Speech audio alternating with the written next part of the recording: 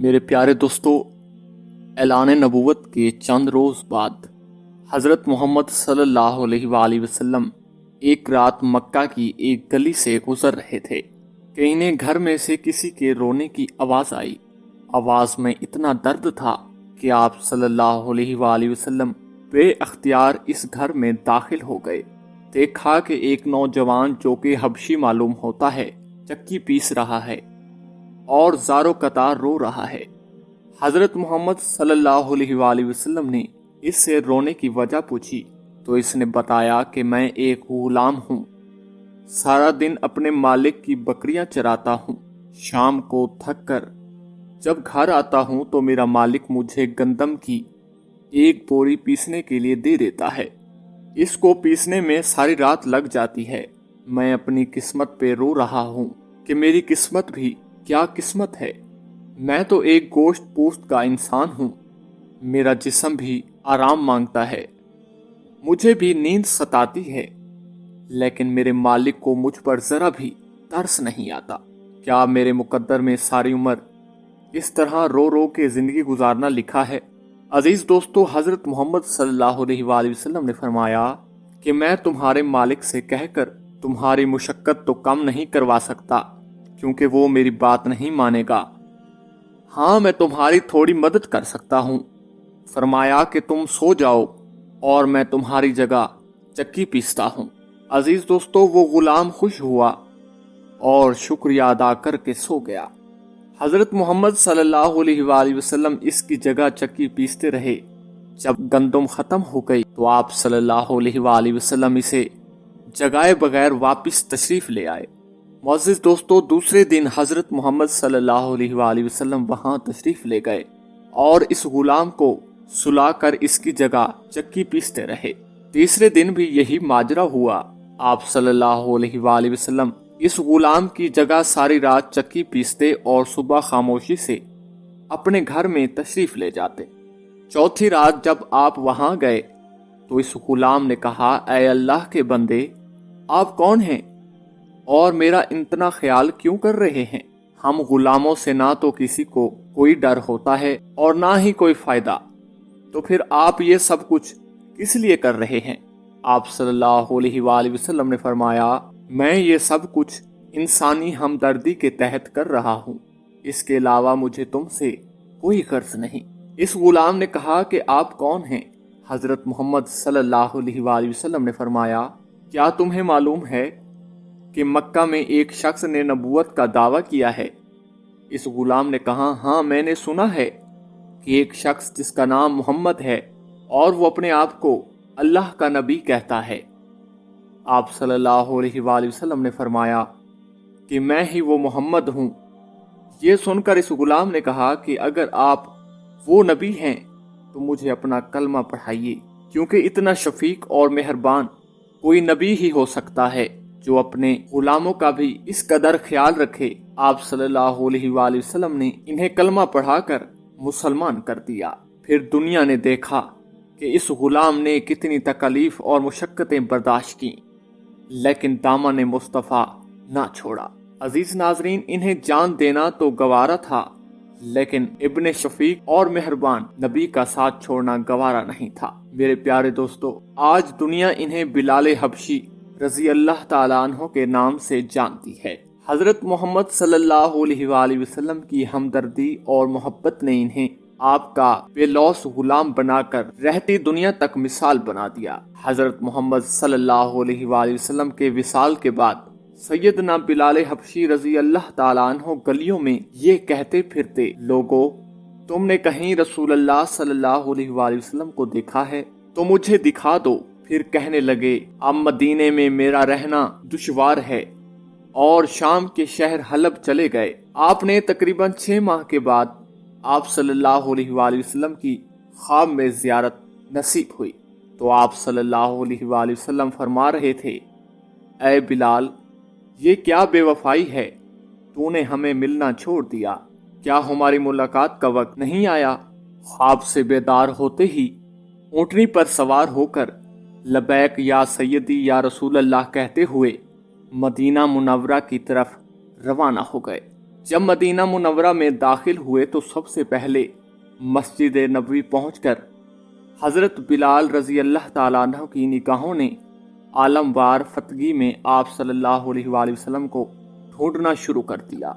عزیز ناظرین، کبھی مسجد میں تلاش کرتے اور کبھی ہجروں میں، تو آپ کی قبر انور پر سر رکھ کر رونا شروع کر دیا۔ عرض کیا، یا رسول اللہ، آپ نے فرمایا تھا کہ آ کر مل جاؤ، غلام حلف سے بہر ملاقات حاضر ہوا ہوں۔ یہ کہا اور بے ہوش ہو کر مزار پر انور کے پاس گر پڑے۔ کافی دیر کے بعد ہوش آیا۔ اتنے میں سارے مدینہ میں یہ خبر پھیل گئی کہ مؤذن رسول حضرت بلال رضی اللہ تعالیٰ عنہ آ گئے ہیں۔ مدینہ طیبہ کے بوڑھے، جوان، مرد، عورتیں اور بچے اکٹھے ہو کر عرض کرنے لگے کہ بلال، ایک دفعہ وہ اذان سنا دو جو محبوب خدا صلی اللہ علیہ وآلہ وسلم کے زمانے میں سناتے تھے۔ آپ رضی اللہ تعالیٰ عنہ نے فرمایا، میں معذرت خواہ ہوں، کیونکہ جب میں اذان پڑھتا ہوں تو اشہد ان محمد الرسول اللہ کہتے وقت آپ صلی اللہ علیہ وآلہ وسلم کی زیارت سے مشرف ہوتا اور آپ صلی اللہ علیہ وآلہ وسلم کے دیدار سے آنکھوں کو ٹھنڈک پہنچتا۔ اب یہ الفاظ ادا کرتے ہوئے کسے دیکھوں گا؟ بعض صحابہ اکرام رضی اللہ تعالیٰ عنہ نے مشورہ دیا کہ حسنین کریمین سے سفارش کروائی جائے، جب وہ حضرت بلال رضی اللہ تعالیٰ عنہ کو اذان کے لیے کہیں گے تو وہ ان کا انکار نہیں کر سکیں گے۔ چنانچہ امام حسین علیہ السلام نے حضرت بلال کا ہاتھ پکڑ کر فرمایا، اے بلال، ہم آج آپ سے وہی اذان سننا چاہتے ہیں جو آپ ہمارے نانا جان اللہ کے رسول اس مسجد میں سناتے تھے۔ اب حضرت بلال رضی اللہ تعالیٰ عنہ انکار نہ کر سکتے تھے، لہٰذا اسی مقام پر کھڑے ہو کر اذان دیں جہاں حضور پر نور صلی اللہ علیہ وآلہ وسلم کی ظاہری حیات میں دیا کرتے تھے۔ بعد کی کیفیات کا حال کتب سیر میں یوں بیان ہوا ہے، جب آپ رضی اللہ تعالیٰ عنہ نے با آواز بلند اللہ اکبر کہا، مدینہ منورہ گونج اٹھا۔ آپ جیسے جیسے آگے بڑھتے گئے جذبات میں اضافہ ہوتا گیا۔ جب اشہد ان لا الہ الا اللہ کے کلمات ادا کیے، گونج میں مزید اضافہ ہو گیا۔ جب اشہد ان محمد رسول اللہ کے کلمات پڑھے تو تمام لوگ حتیٰ کہ پردہ نشین خواتین بھی گھروں سے باہر نکل آئیں اور گریہ زاری کا عجیب عالم تھا۔ لوگوں نے کہا، رسول خدا صلی اللہ علیہ وآلہ وسلم تشریف لے آئے ہیں۔ آپ صلی اللہ علیہ وآلہ وسلم کے وصال کے بعد مدینہ منورہ میں اس دن سے زیادہ رونے والے مرد و زن نہیں دیکھے گئے۔ علامہ اقبال رحمت اللہ علیہ اذان بلال حبشی رضی اللہ تعالیٰ عنہ کو ترانہ عشق قرار دیتے ہوئے فرماتے ہیں، اذان ازل سے تیرے عشق کا ترانہ، بنی نماز اسی کے نظارے کا ایک بہانہ۔ بنی عاشق زلف رسول اللہ صلی اللہ علیہ وآلہ وسلم سیدنا حضرت بلال حبشی کائنات کی وہ پہلی عظیم و مقدس ہستی ہیں جن کو دنیا کے پہلے مؤذن ہونے کا اعلیٰ شرف حاصل ہوا۔ عزیز دوستو، اللہ کے رسول نے خود ارشاد فرمایا کہ بلال کس قدر اچھا آدمی ہے، وہ تمام مؤذنوں کا سردار ہے۔ آپ کے والد ربا اور والدہ حمامہ عرب کے ایک قبیلے کے غلام تھے اور سرزمین عرب کا وہ تاریک دور تھا جب انسان اخلاقی پشتوی کی گہرائیوں میں گرا ہوا تھا، اور اس پر گمراہی مسلط تھی، اور اس دور جہالت میں سب سے مظلوم طبقہ غلاموں کا تھا، جسے بنیادی انسانی حقوق تو ملنا بہت دور کی بات تھی، سکون سے اپنی زندگی گزارنے کا بھی حق نہیں تھا۔ سیدنا حضرت بلال رضی اللہ تعالیٰ عنہ امیہ بن خلف کے غلام تھے۔ وہ اپنے آقا کی بکریاں چرانے پہاڑوں میں جایا کرتے تھے، اور ایک دن آپ کا گزر غار ہرا کی طرف سے ہوا۔ رسول کریم صلی اللہ علیہ وآلہ وسلم اپنے یار غار سیدنا حضرت ابو بکر صدیق رضی اللہ تعالیٰ عنہ کے ساتھ تشریف فرماتے تھے۔ अल्लाह के रसूल गैब दाए इस हबशी नौजवान को देखा तो अपने पास बुलाकर फरमाया, मैं अल्लाह का रसूल हूँ, तुम्हारे इस्लाम के मुतालिक क्या राय है। सैयदना हजरत बिलाल हबशी तो रसूल करीम सल्लल्लाहु अलैहि वसल्लम की जात से पहले ही मुतासिर हो चुके थे। फिर आकाए कौनैन का दिलकश अंदाज गुफ्तगू तो हसरत बिलाल के मुंह से निकला, आपके दिन को अच्छा पाता हूँ। ये कहकर हजरत बिलाल रजी अल्लाह ताला अन्हु वापिस लौट गए, मगर इनका दिल वहीं हजूर अकरम सल्लल्लाहु अलैहि वसल्लम की तरफ रह गया। अजीज दोस्तों, दूसरे दिन वहीं फिर बकरियों को लेकर पहुंच गया। हजरत मोहम्मद सल्लल्लाहु अलैहि वसल्लम की और सादा बातें सुनी तो दिल और भी बेकरार हो गया। जो सच्चाई आपके कल्ब पर इस्लाम की सूरत में पहले ही इज्जत कर दी थी, वो दीन इस्लाम की सूरत में सामने आ गई और आप सल्लल्लाहु अलैहि वसल्लम ने इस्लाम की पुकार पर लब्बैक कहते हुए कलमा शहादत पढ़ा। हजूर अकरम सल्लल्लाहु अलैहि वसल्लम की गुलामी की सुन्नत हासिल फरमाई। आपके मुरीद होकर इस्लाम की दौलत से माला माल हो गए। इस वक्त सैयदना हजरत बिलाल की उम्र में मुबारक 28 बरस थी। आप इन पहले 7 खुश नसीबों में से हैं जिनके लिए इस्लाम ने अपने दरवाजे खोल दिए। ये इस्लाम का अवलीन दौर था। हजूर पाक सल्लल्लाहु अलैहि वसल्लम अल्लाह के हुक्म से फिलहाल राजदारी से इस्लाम की तबलीग फरमा रहे थे, लेकिन इस्लाम का मुनफरिद और पाकीज़ा रंग ज्यादा अरसे तक कुफारे मक्का से पोशीदा न रह सका। इन्होंने जल्द ही महसूस कर लिया कि इनके बाद साथियों, खास तौर पर गुलाम और खवातीन में तब्दीली आ गई है। उमैया बिन खलफ को जल्द ही ये खबर मिल गई कि इसका गुलाम बिलाल हजरत मोहम्मद सल्लल्लाहु अलैहि वसल्लम का गुलाम बन गया है और इसका शुमार आपके साथियों में होता है। इस जुर्म की पादाश में उमैया ने सैयदना हजरत बिलाल हबशी पर जुल्म और सितम के पहाड़ गिराना शुरू कर दिए। मुअज़्ज़िज़ दोस्तों, हिराक की ये जमीन अपनी गर्मी की वजह से बहुत मशहूर थी, जो धूप में तांबे की तरह गर्म हो जाती थी। उमैया हजरत बिलाल को तांबे की जमीन पर लिटाता और आपके सीने पर भारी पत्थर रखता। आपको दुखते हुए अंगारों पर लिटा दिया जाता। आपके बदन की चर्बी पिघल पिघल कर अंगारे बुझा दिया करती, मगर आपकी जबान मुबारक से कुछ न निकलता। उमैया आपको कहता था, अब भी तू मोहम्मद के खुदा से बाज आ जा, लेकिन इस्लाम और सरकार की मोहब्बत इनके सीने में जज़ब हो गई थी और दुनिया की कोई भी सख्त से सख्त सजा इन्हें ख़त्म न कर सकती थी। आपके सीने में इश्क रसूल की हकीकी शमीएं रोशन थीं। आप आशिक हबीब खुदा थे। हजरत उमर बिन आस फरमाते हैं कि मैंने हजरत बिलाल को इस हालत में देखा कि उमैया ने इनको ऐसी तपतपी हुई जमीन पर लिटा रखा था जिस पर अगर गोश्त भी रख दिया जाता तो वो भी जल जाता, लेकिन इस हालत में भी हजरत बिलाल अल्लाह के सिवा किसी भी दूसरे माबूद का इनकार करते रहे। उमैया ने तैश में आकर इनके गले में रस्सी डाल दी और इन्हें मक्के के शरीर लड़कों के हवाले कर दिया और बदबख्त लड़के आपको मक्के की वादी में घसीटते रहे और फिर आप पर पत्थरों का ढेर लगा देते थे। लेकिन आशिक रसूल ने इस्लाम और सरकार का दामन फिर भी ना छोड़ा। आप पर बेइंतहा जुल्म सितम का ये मसला काफी अरसा जारी रहा।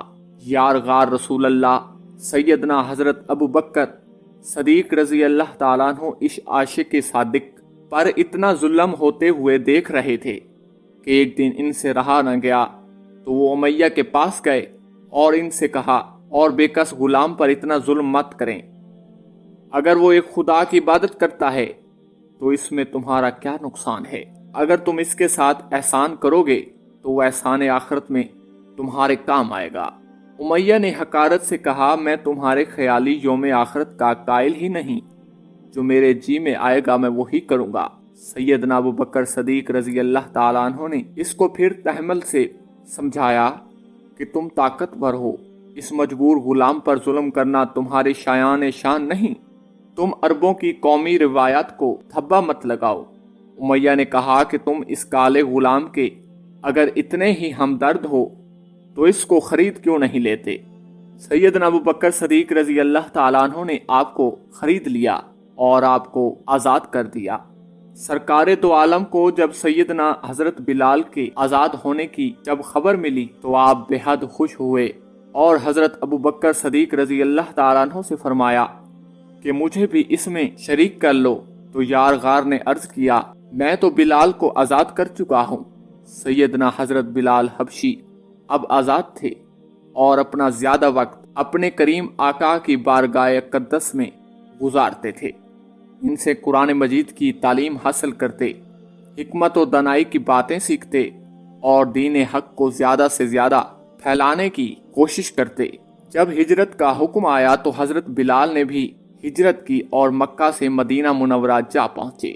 حضرت محمد صلی اللہ علیہ وآلہ وسلم نے مہاجرین و انصار کا مواقعات کرایا تو سیدنا بلال حبشی کو حضرت ابو روحیہ کا بھائی بنایا گیا، جن سے آپ کو بے حد محبت تھی کہ جب مدینہ میں اسلامی حکومت کی داغ بیل ڈالی گئی تو 1 سال کے بعد یہ سوال اٹھا کہ لوگوں کو نماز کے لیے بلانے کے لیے کون سا انداز اپنایا جائے۔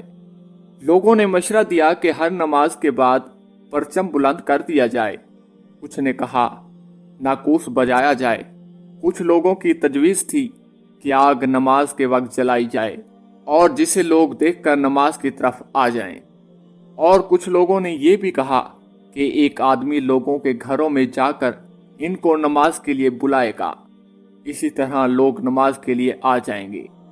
لیکن اللہ کے رسول نے سب طریقوں کو ناپسند فرمایا۔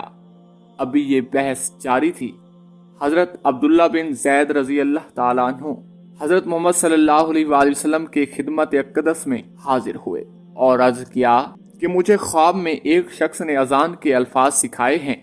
یہ کہہ کر انہوں نے وہ کلمات دہرائے۔